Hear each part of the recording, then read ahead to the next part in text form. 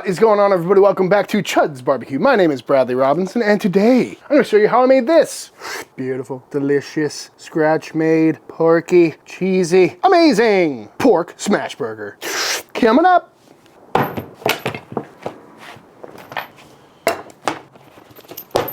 This is some pork.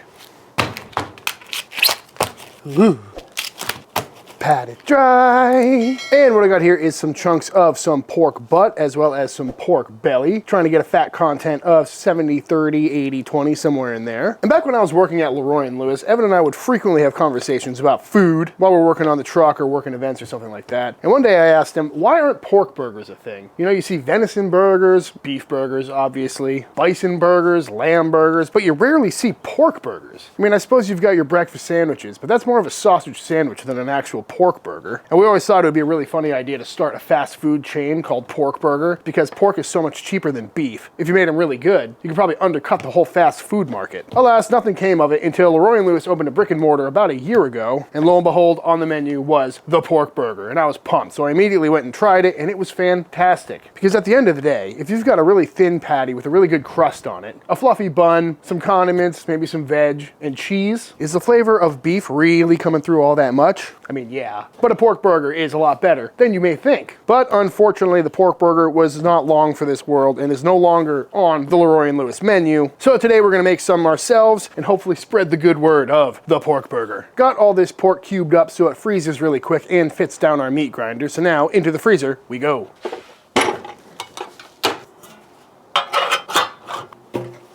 And now that our meat is nice and cold, fresh out of the freezer, through the meat grinder we go. Got the fine die on there today. We're just gonna go through it one time. Beautiful, nice, clean grind on that. And that is why we partially freeze our meat, to get a nice clean grind, looking nice and pebbly as opposed to smeared and super emulsified. But now we need to go ahead and weigh these out into some burger balls. And for today, I'm thinking a 1/4 pound. Little 4-ounce pork burger is what we're gonna go with. Want to work that meat just a little bit so it doesn't fall apart on the griddle. That is looking pretty much perfect to me. So now we repeat until we've got Meatball Mountain. Beautiful. And now to form these into patties, we're gonna go down with our burger press, a piece of patty wax burger paper, meatball paper, press. And just like that, the perfect pork burger. Looking good. This video is brought to you by ZBiotics. ZBiotics Pre-Alcohol Probiotic Drink is the world's first genetically engineered probiotic. It was created by PhD scientists to help tackle that rough morning after a night of drinking. And basically how it works is when you drink alcohol, it gets converted in your gut to a substance called acetaldehyde. And it's that toxic byproduct, not dehydration, that is the cause for those rough mornings after a couple of drinks the night before. But pre-alcohol produces an enzyme to break down acetaldehyde in your gut where it's needed most. And to use it cannot be much more simple. Just make this your first drink of the night. Drink responsibly and you'll feel your best tomorrow. And I gotta tell you, in the barbecue world, there's nothing better than sipping on a cold one while tending a fire, waiting for meat to cook. But I have a pretty busy lifestyle and I can't afford to spend the whole day on the couch after a night out with my friends. But with ZBiotics, I can have fun at night and still be productive in the morning. So if you wanna give ZBiotics Pre-Alcohol a try, go to zbiotics.com using my link in the description box of this video and you'll save 15% off your first order. Again, link in the description, or using my link you can save 15% off your first order. Thank you, ZBiotics. Next up, let's bust out some quick burger buns. Starting by going into our stand mixer with some water, our eggs, our sugar, and our yeast. Give that a quick little mix up. And then in with some all-purpose flour, dough conditioner, salt, and some milk powder. And mix that for a couple minutes till it all comes together. And once a shaggy dough has come together, in we go with some softened pork fat, because if we're making pork burgers, might as well make some lard buns. And now we're gonna mix this for 6 to 10 minutes. And after about 8 minutes or so, this is looking good, all come together, pulling away from the sides of the bowl nice and cleanly. So out it comes. So into a grease bowl we go. Beautiful, nice supple dough ball. And now I'm gonna wrap this in plastic and let it proof for about an hour to an hour and a half. And now that our dough has doubled in size, out it comes. Boop, punch it down. And now we're gonna weigh out some individual dough balls, weighing in right at 90 grams. Ooh, 95, close.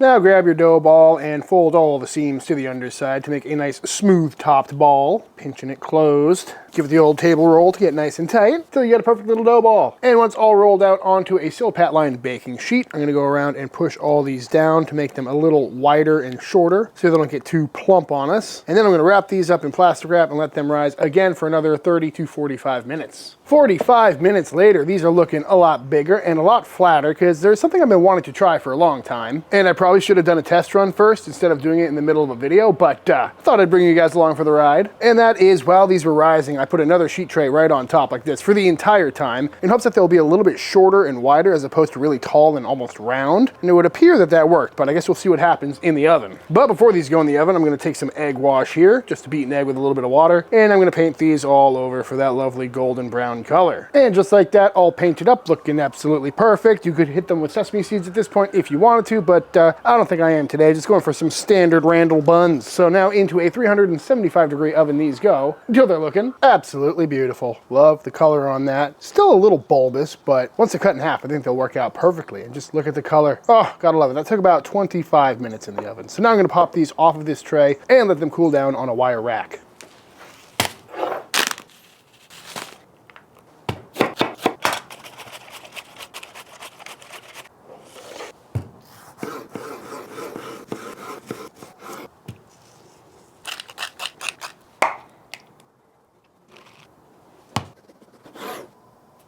We've got our buns, we've got our patties, we've got our fixins, so all we need to do now is fire up the old Chud press, toast off this bun, and knock out a pork burger. Got the Chud press nice and hot, so I'm gonna go down and melt some butter real quick and get some toast on these lovely, squishy homemade buns.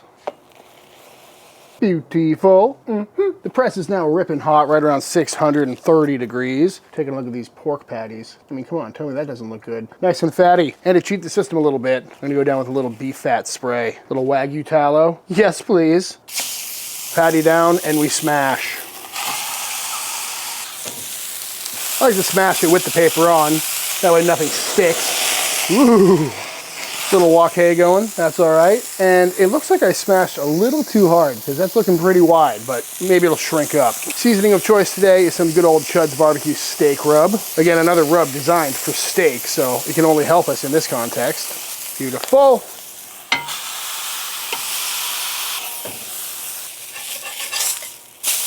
Beautiful looking crust on that. And on we go with 2 slices of American cheese. Oh, what a fit.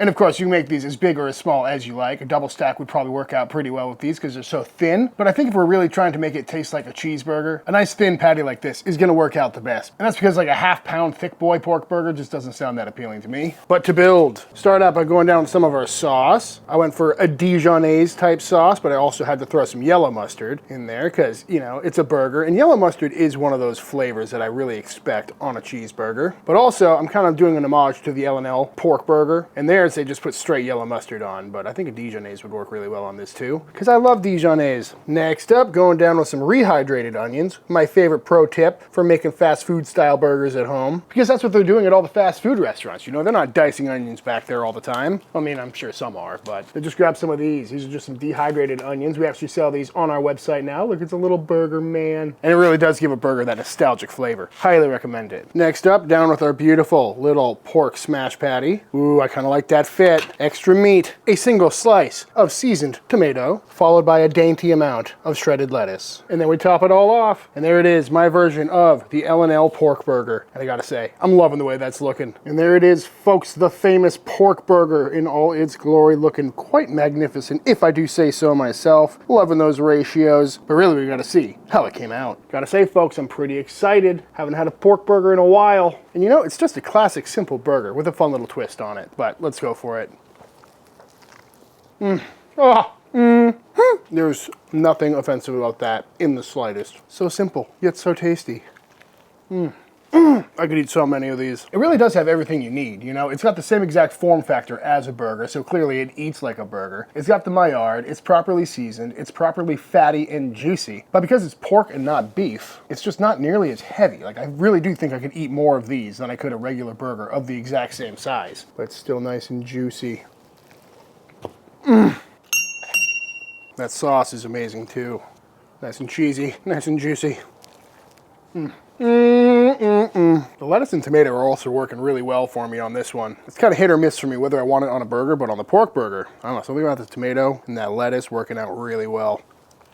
And that perfect squishy bun. Come on, come on. I really wish I just got blinded with one of these because I don't know if I'd be able to tell you that it's pork. I'd say it's not very beefy probably, but I don't know. It wouldn't jump out to me immediately as not being beef.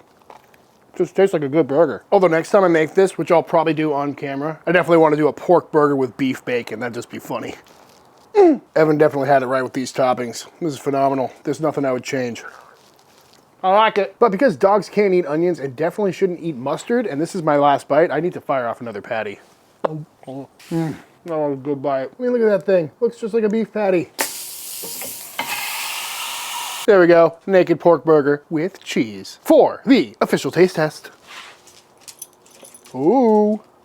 All right, y'all, and that is it. That is how to make some absolutely fantastic pork smash burgers. I highly recommend giving this one a try. You know, you really got nothing to lose. Pork is pretty inexpensive, and if you go out and buy like a $15 pork butt, you got enough burger patties to feed the whole neighborhood. Are they better than beef burgers? No, probably not, but they're really close. I think closer than you may expect, and definitely something I'll be making again in the future. Probably keep a bunch of those patties in the freezer, because they're great for a weeknight meal. But all that being said, if you enjoyed this video, let me know by hitting that subscribe button. Let YouTube know by dropping a like on this video. If you do give this recipe a try for yourself, be sure to tag me on Instagram at Chuds BBQ. I'd love to see what y'all are cooking. Big shout out to all the Patreon members. Thank you for supporting Team Chud and allowing me to keep making all these videos. And until the next time I see you, please go cook something outside. Peace.